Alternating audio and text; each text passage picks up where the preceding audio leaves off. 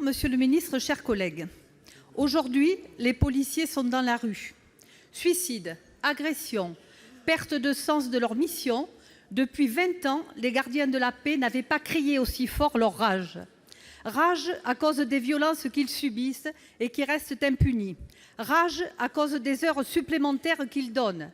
Rage face à l'indifférence générale lorsque leur fonction est salie. Rage enfin quand ils se sentent lâchés par les autorités. Monsieur le ministre, ils ne sont pas les seuls. Les pompiers, les personnels d'hôpitaux, les enseignants crient eux aussi leur désespoir. Agressions, violences verbales et physiques, menaces, eux aussi sont seuls pour affronter ces tensions quotidiennes. Enfin, n'oublions pas les maires, dont nous avons tous vu cet été qu'ils n'étaient plus uniquement à portée d'engueulade, comme le dit notre président Larcher, mais qu'ils sont désormais à portée de coups.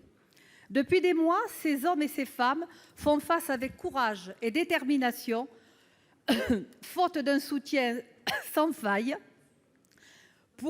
aux événements que le gouvernement ne sait pas maîtriser. Mais la résistance humaine a ses limites.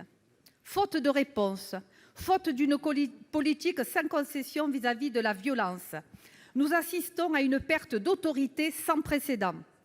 Le sentiment d'abandon par la puissance publique domine. Or, monsieur le ministre, un État qui ne protège pas ses serviteurs est un navire sans boussole, donc en perdition. Monsieur le ministre, quelles sont les mesures immédiates que vous allez prendre pour protéger les forces de l'ordre dans l'exercice de leurs fonctions? Quand déciderez-vous à sanctionner ceux qui appellent à la violence et à la mort envers tous ces serviteurs qui incarnent pourtant l'autorité de la République?